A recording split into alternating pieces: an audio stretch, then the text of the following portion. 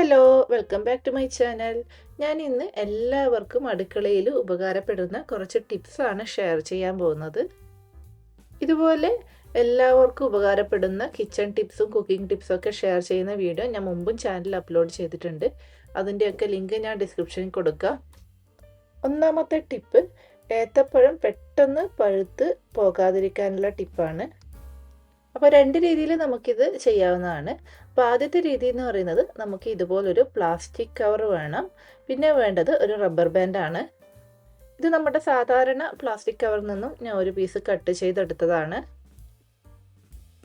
ഇനി ഏത്തപ്പഴത്തിൻ്റെ ഈ കാണുന്നൊരു ബാക്ക് ഭാഗം ഉണ്ടല്ലോ, ആ ഒരു ഭാഗത്തായിട്ട് നമുക്ക് ഈ പ്ലാസ്റ്റിക് കവർ ഒന്ന് കവർ ചെയ്ത് കൊടുക്കാം. ഇതുപോലെ നല്ല ടൈറ്റായിട്ട് കവർ ചെയ്ത് കൊടുത്തതിന് ശേഷം ഈ ഒരു റബ്ബർ ബാൻഡ് അതിന് മുകളിലായിട്ട് ഇതുപോലെ ടൈറ്റായിട്ട് ഇട്ട് കൊടുക്കണം. ഇനി നിങ്ങളുടെ കയ്യിൽ പ്ലാസ്റ്റിക് റാപ്പർ ഉണ്ടെങ്കിൽ അത് വെച്ചിട്ട് ഈ ഒരു ഭാഗം റാപ്പ് ചെയ്ത് കൊടുത്താലും മതി. അങ്ങനെയാണെങ്കിൽ റബ്ബർ ബാൻഡിൻ്റെ ആവശ്യമൊന്നുമില്ല. പക്ഷെ എല്ലാവരുടെയും കയ്യിൽ എപ്പോഴും അത് ഉണ്ടാവണം എന്നില്ല. അതുകൊണ്ടാണ് ഞാൻ ഈ ഒരു മെത്തേഡ് കൂടി പറഞ്ഞത്.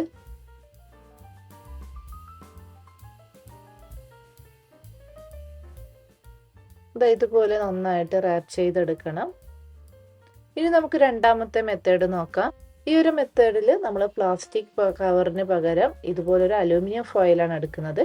അലൂമിനിയം ഫോയിൽ ഞാൻ നേരത്തെ കാണിച്ച ആ ഒരു പഴക്കുള്ളിയുടെ ഈ ഒരു ബാക്ക് ഭാഗത്ത് ഇതുപോലെ അങ്ങ് കവർ ചെയ്ത് കൊടുക്കാം.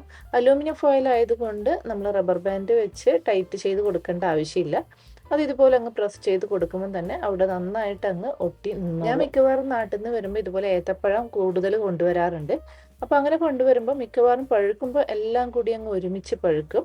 അപ്പോൾ അങ്ങനെയുള്ള അവസരങ്ങളിൽ ഏത്തപ്പഴം ഒരുമിച്ച് പഴുക്കുന്നത് ഒഴിവാക്കാൻ വേണ്ടിയിട്ട് നമുക്ക് കുറച്ചെടുത്ത് ഇതുപോലെ ചെയ്തു വെക്കാവുന്നതാണ്. ഇനി നമുക്ക് അടുത്ത ടിപ്പ് എന്താണെന്ന് നോക്കാം. മിക്കവരുടെയും പ്രശ്നമാണ് സവാള അരിയുമ്പോൾ കണ്ണിൽ നിന്നും വെള്ളം വരുന്നത്. അപ്പോൾ അങ്ങനെ സവാള അരിയുമ്പോൾ കണ്ണിൽ നിന്നും വെള്ളം വരുന്നത് ഒഴിവാക്കാനായിട്ട് ഒരു സൂത്രപ്പണിയുണ്ട്. ആദ്യം നമുക്ക് അരിയേണ്ട സവാള തൊലിയൊക്കെ കളഞ്ഞ് ഇതുപോലെ നേർപകുതിയായിട്ട് കട്ട് ചെയ്തെടുക്കണം. എന്നിട്ടിത് ഫ്രീസറിൽ ഒരു അരമണിക്കൂർ വെച്ച് കൊടുക്കണം. ഇനി അരമണിക്കൂർ കഴിഞ്ഞ് ഈ ഒരു സവാള എടുത്ത് അരിയുമ്പോൾ നമുക്ക് കണ്ണിൽ നിന്നും ഒട്ടും വെള്ളം വരില്ല, കണ്ണെരിച്ചിലൊന്നും ഉണ്ടാവില്ല. ഇനി വേറൊരു മെത്തേഡ് എന്ന് പറയുന്നത്, സവാള ഇതുപോലെ നേർപകുതിയാക്കിയതിനു ശേഷം ഇതുപോലെ വെള്ളത്തിൽ ഒരു അരമണിക്കൂർ നേരം ഇട്ട് വെച്ചാൽ മതി. ഈ ഒരു രീതിയിൽ ചെയ്താലും നമുക്ക് സവാള അരിയുമ്പോൾ കണ്ണിൽ നിന്നും ഒട്ടും വെള്ളം വരില്ല. ഇനി അടുത്തത്, നമുക്ക് കറിവേപ്പിലയൊക്കെ മാസങ്ങളോളം ഫ്രിഡ്ജിൽ എങ്ങനെ കേടുകൂടാതെ സൂക്ഷിക്കാമെന്ന് നോക്കാം. ഇതിപ്പോൾ ഞാൻ നാട്ടിൽ നിന്ന് കൊണ്ടുവന്ന കറിവേപ്പിലയാണ്. ഈ ഒരു കറിവേപ്പില നിങ്ങൾ ആദ്യം തന്നെ കഴുകിയെടുത്തിട്ടുണ്ടെങ്കിൽ നന്നായിട്ട് അതിൻ്റെ ജലാംശമൊക്കെ പോകുന്ന രീതിയിൽ ഒപ്പിയെടുക്കണം.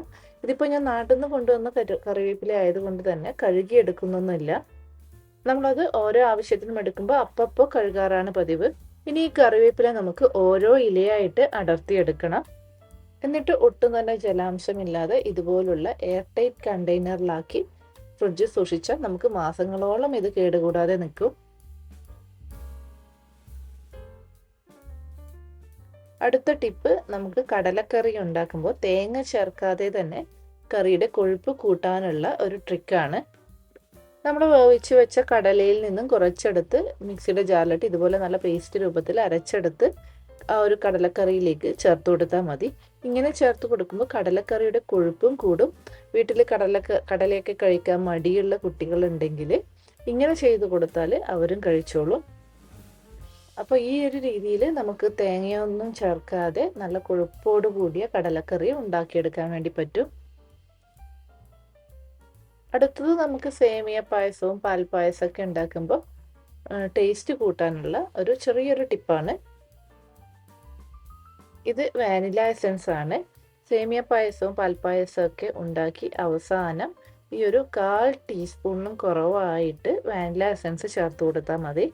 ഏറ്റവും അവസാനം വേണം ഇത് ചേർത്ത് കൊടുക്കുക. എന്നിട്ടൊന്ന് നന്നായിട്ടൊന്ന് ഇളക്കി കൊടുത്തതിന് ശേഷം നമുക്ക് സ്റ്റൗ ഓഫ് ചെയ്യാവുന്നതാണ്. ഇങ്ങനെ ചേർത്ത് കൊടുക്കുമ്പോൾ നമുക്ക് ചെറിയൊരു വാനില ഫ്ലേവർ കിട്ടും ആ ഒരു പായസത്തിന്. അതുപോലെ തന്നെ ഈ ഒരു ചേർത്ത് കൊടുക്കുന്ന വാനില എസൻസിൻ്റെ അളവ് കൂടുതലാവാൻ പാടില്ല. അപ്പോൾ ആ ഒരു പായസത്തിൻ്റെ ടേസ്റ്റ് തന്നെ അങ്ങ് മാറും. അപ്പോൾ നിങ്ങളിനി പായസം ഉണ്ടാക്കുമ്പോൾ ഇതുപോലെ ചെയ്ത് നോക്കണം. നല്ല അടിപൊളി ടേസ്റ്റാണ്.